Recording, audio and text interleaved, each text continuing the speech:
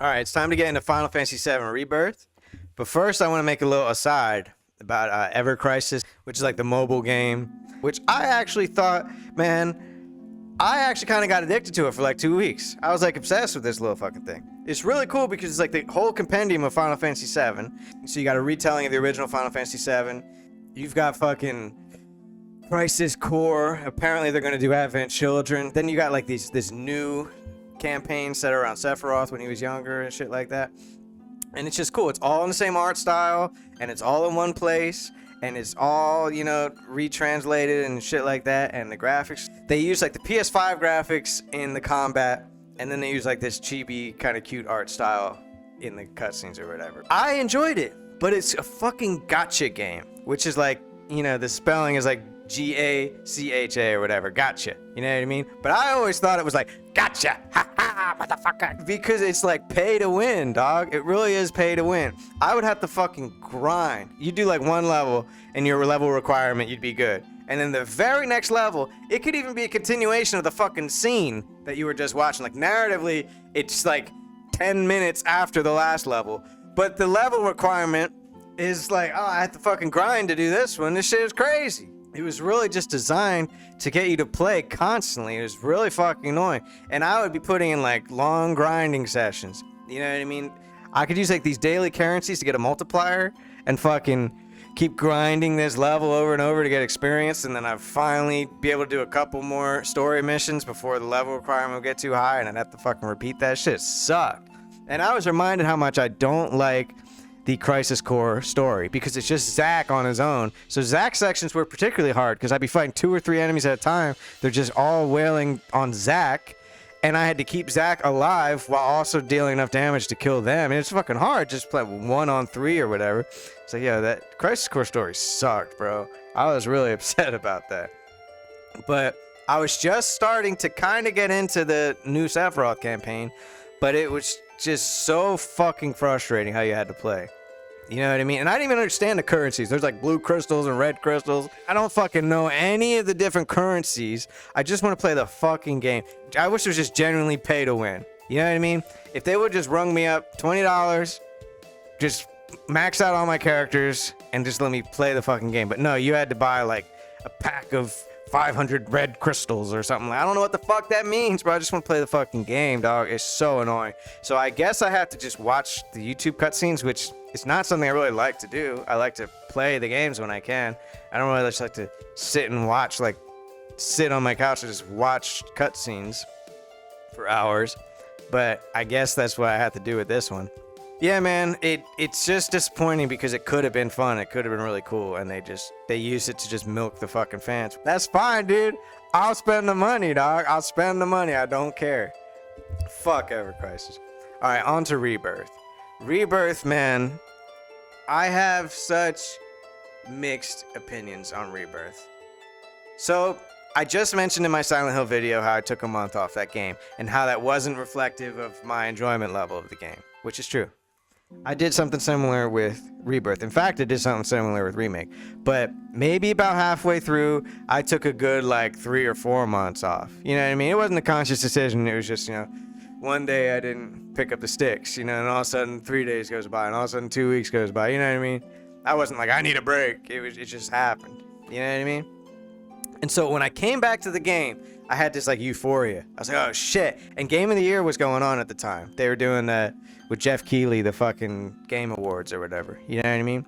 And Final Fantasy VII Rebirth was in like the top 5. And I was thinking like, yo, it's gotta win. It's gotta win. It's so fucking awesome. You know what I mean? The graphics are crazy. You know what I mean? This is like the biggest example of like what I imagined back in the day when I was fucking 7 years old playing Final Fantasy VII, and it's turn-based. You're like, click X to attack. Like, this is the fucking full extent of your imagination of how that shit would really be if it was fucking 3D, full animated, full motion.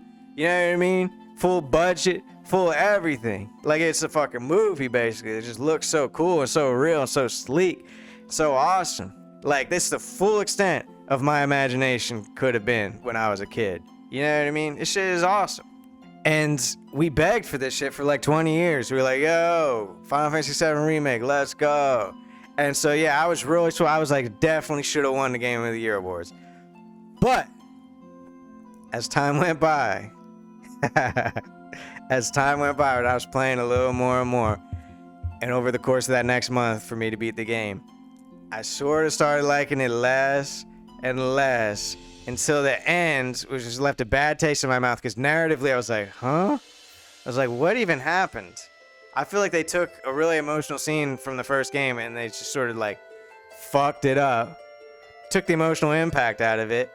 And then also there was like an annoying boss at the end. I had to try him like 6 fucking times. So I was just annoyed.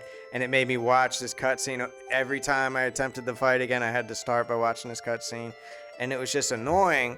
And then for the game to end, and I'm like, I don't know what's happening. And it wasn't in a way where I'm like, oh, I gotta figure out what's happening. It was just in a way where I was like, huh? And I was the intended audience. Final Fantasy VII, I was the intended audience, man. I remember being like 7 years old.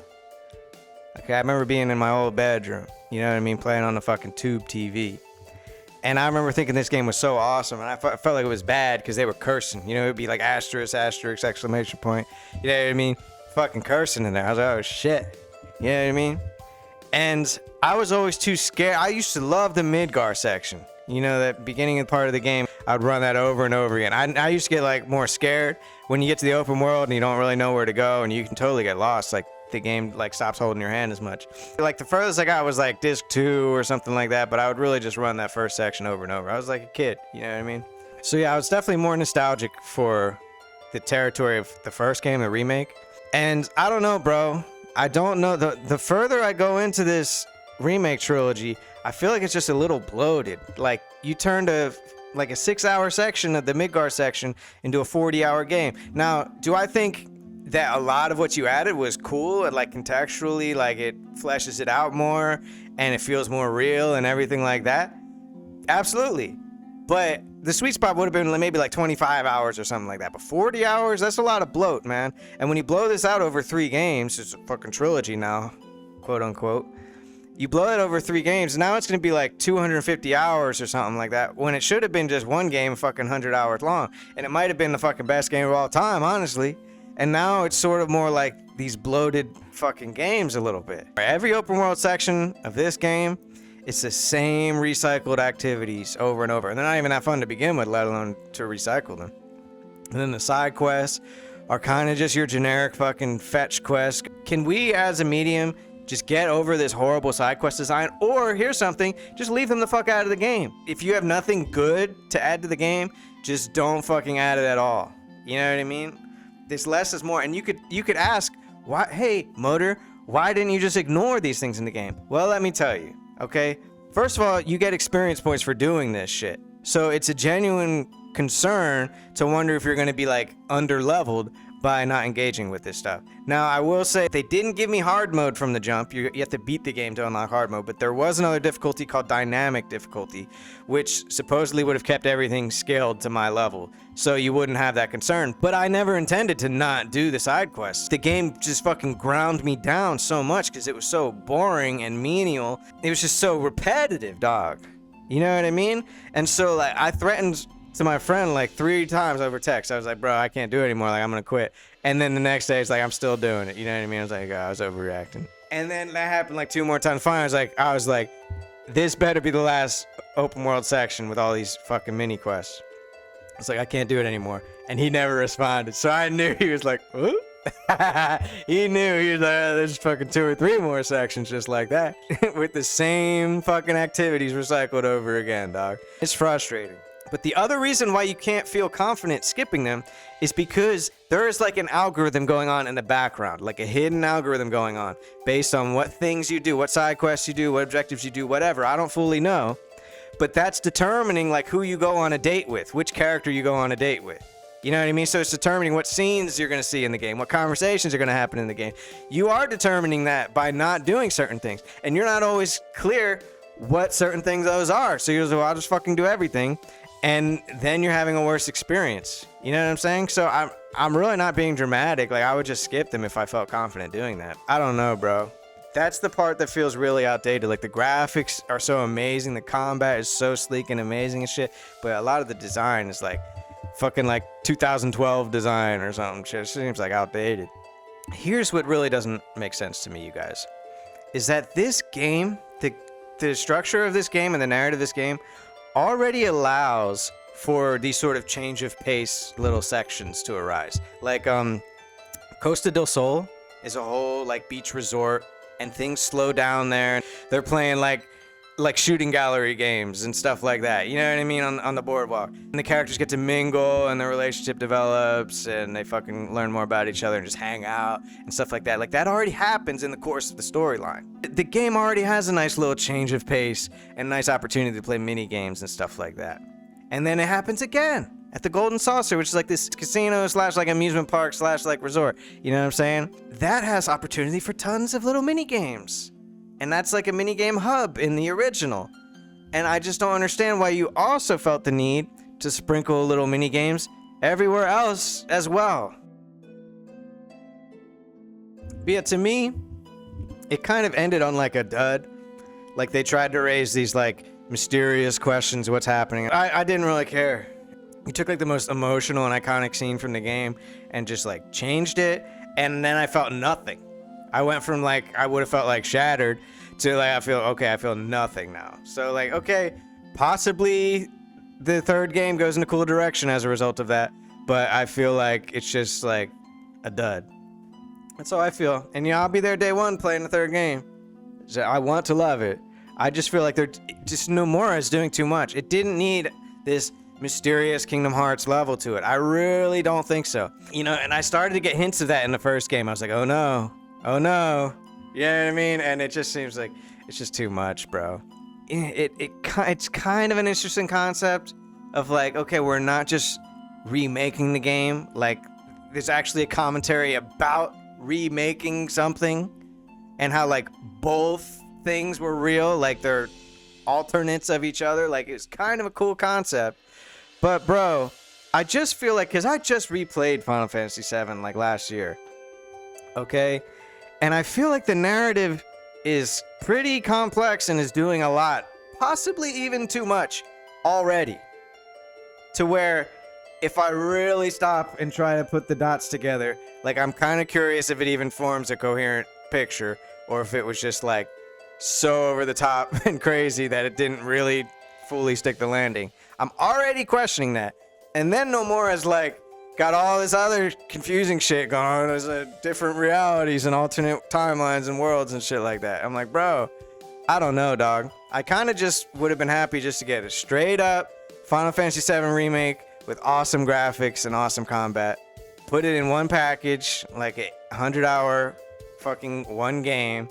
But they had to drag it out and charge us $70 each time. And I feel like it's worse as a result of that. And I don't think that's a shocking thing to say. I mean, clearly this was a monetary decision, you know, that flew in the face of their artistic principles, you know what I mean? So I don't think that's a crazy thing to say. I mean, I still really like it, you know what I mean? I just think it's like an 8 out of 10 instead of a 10 out of 10. Here's something interesting, man. When like I said, I took like a couple months off the game when I first came back. There was something that was just like jarring to me. I know my friend doesn't agree with me on this, but ultimately I decided that I was gonna switch the audio track to Japanese, and I was gonna read the subtitles. And I kind of think, in a way, I think it kind of saved it for me, because there's just some nails on chalkboard like fucking aspect to dubbed like English fucking anime type stuff. To me, it's always been like nails on chalkboard. You know what I mean? I don't know what it is. I understand that they, you know, these days they put a lot more effort and budget into the voice casts and stuff like that. But I made the change and I didn't look back. I was happy that I did, to be honest. And it's just funny because like with a TV show, I would never in a million years considering watching a fucking dub of a live action. And so is it really that far of a jump to be like, you know what, I don't really like the dubs of this other stuff either. You know what I mean? I don't think it's that crazy. But hey, they give you the choice. But one thing was I had to leave my baby boy Barrett behind. Like, his voice acting was so fucking funny, dude. And it's just totally different with the Japanese one, but I still love Barrett. So my favorite part of Rebirth, there's times where it's going to split your party up into different compositions, particularly some compositions that don't involve Cloud. You're not even allowed to tinker with your party composition to that extent. unless you're in a dungeon, where it'll be like, all right, this party doesn't involve Cloud. It's fucking Barrett and Red 13 or whatever the fuck, or it's Tifa and Aerith or whatever. You know what I mean? You're like, oh shit, like now I can see how their moves really interact together, or I can be forced to play this character who I've kind of ignored. And you know what I gotta say? I think every single party member really functioned in different ways, in unique ways. And I heard some people like ignore Red 13, but yo, Red 13, if you build up his vengeance meter by blocking, you can spam like healing and stuff like that that doesn't expend MP. Like even he had some cool utility. So I liked Red 13. You know what I mean? Like, I liked all the characters, and I don't know, they have to add Vincent and they have to add Sid in the next game. So I'm wondering, can you really get up to like 8-9 characters or whatever and have them all still feel unique? So far, all signs are good. I really think the combat is fucking fantastic. My only critique, like I said, they didn't give me hard mode as an option.